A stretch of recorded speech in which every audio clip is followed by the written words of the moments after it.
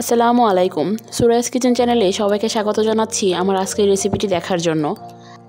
আমি আজকে আপনাদের সাথে এমন একটি মজাদার রেসিপি শেয়ার করব যা আপনি দুপুরে গরম ভাতের সাথেও খেতে পারবেন, আবার সকাল বা রাতে রুটি বা পরোটার সাথেও খেতে পারবেন। এমনকি বিকেলের বা সন্ধ্যার নাস্তায় ঝটপট সিঙ্গারা বা সমোসা, এমনকি প্যাটিস বানিয়েও সকলের মন জয় করতে পারবেন। আশা করি রেসিপিটি আপনাদের ভালো লাগবে। যদি ভালো লাগে তাহলে একটা লাইক দিয়ে পুরো ভিডিওটা দেখে নেবেন আর আমার চ্যানেলটি সাবস্ক্রাইব করে আমার পাশে থাকবেন।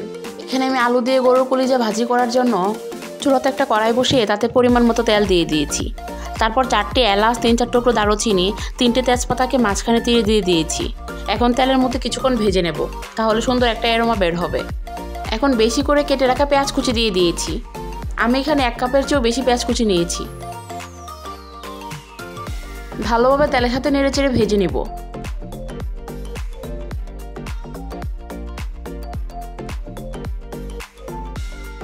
দুই মিনিট ভাজার পর পেঁয়াজটা যখন কিছুটা নরম হয়ে এসেছে তখন স্বাদ মতো লবণ দিয়ে দিব, সামান্য পানি দিব, নেড়েচেড়ে ভালোভাবে মিশিয়ে নিব।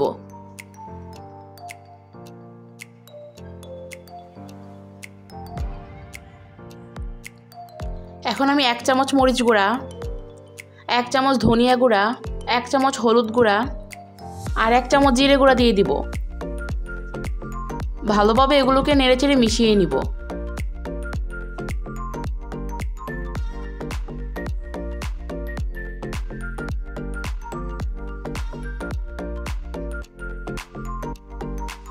এক টেবিল চামচের মতো আদা রসুন বাটা দিয়ে দিব। মেশানো হয়ে গিয়েছে, এখন ঢেকে ভালোভাবে কষিয়ে নিব।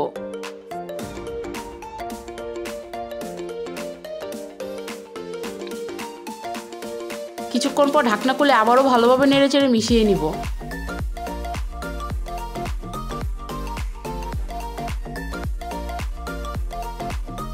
দেখেন মশলা থেকে তেল ছেড়ে দিয়েছে, তার মানে মশলাটা কষানো হয়ে গিয়েছে।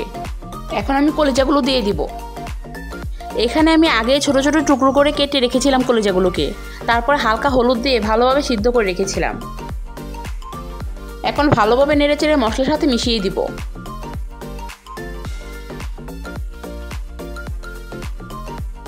মেশানো হয়ে গেলে 5 মিনিটের মতো রান্না করে নিব। এখন ছোট ছোট টুকরো করে কেটে রাখা আলু দিয়ে দিব। আলুগুলোকে আমি কলিজা সাইজ করে কেটে দিয়েছি।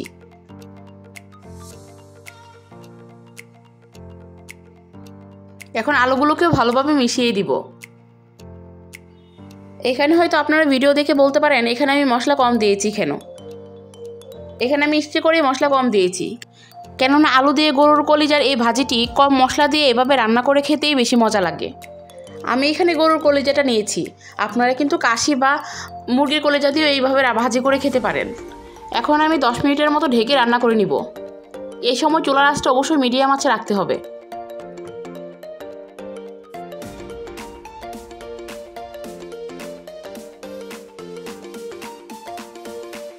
কিছুক্ষণ পর ঢাকনা খুলে ভালোভাবে নেড়েচেড়ে আবারও মিশিয়ে দিব।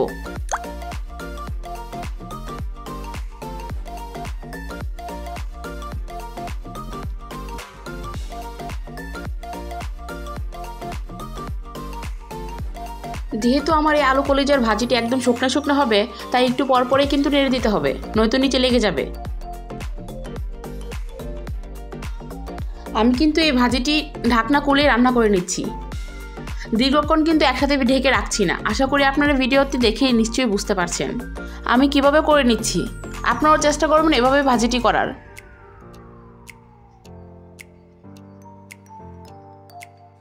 অনেকক্ষণ নেড়েচেড়ে এভাবে রান্না করার পর আলুটা প্রায় সিদ্ধ হয়ে এসেছে। এখন আর কিছুক্ষণ এভাবে নেড়েচেড়ে ভেজে নিব। এই পর্যায়ে আলুটা পুরোপুরি সিদ্ধ করার জন্য ভালোভাবে ঢেকে আবারও রান্না করে নেব কিছুক্ষণ।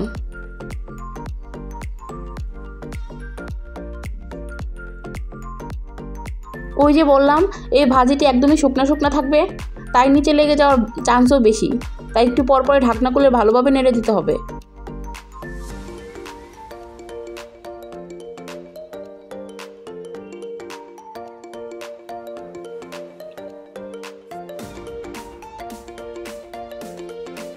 দেখেন কলিজা তো আগে থেকেই সিদ্ধ করা ছিল আর এখন আলুগুলো সিদ্ধ হয়ে গিয়েছে। আশা করি ভিডিওতে দেখে নিশ্চয়ই বুঝতে পারছেন।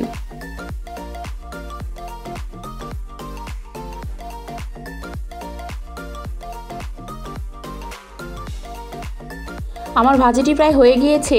এখন নামানোর আগে 1 চামচের মতো ভাজা জিরে গুঁড়ো দিয়ে দিব। ভালোভাবে নেড়েচেড়ে মিশিয়ে দিব। আমি অনেকবার বলেছি যে কোনো রান্না শেষে তরকারিতে একটু ভাজা জিরে গুঁড়া দিলে তরকারির স্বাদ অনেক গুণ বেড়ে যায়, আর তরকারিতে সুন্দর একটা অ্যারোমা বা গ্রান যোগ হয়। এখন 2 মিনিটের মতো রান্না করে নামিয়ে নিলে রেডি হয়ে যাবে মজাদার আলু কলিজার ভাজি।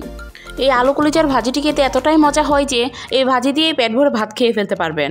আর ছোট ছোট টুকরো করার কারণে প্রত্যেকটা বাইটে বাইটে দাঁতের নিচে কলিজা পড়বে, আর মনে হবে যে আপনি শুধু কলিজাই খাচ্ছেন।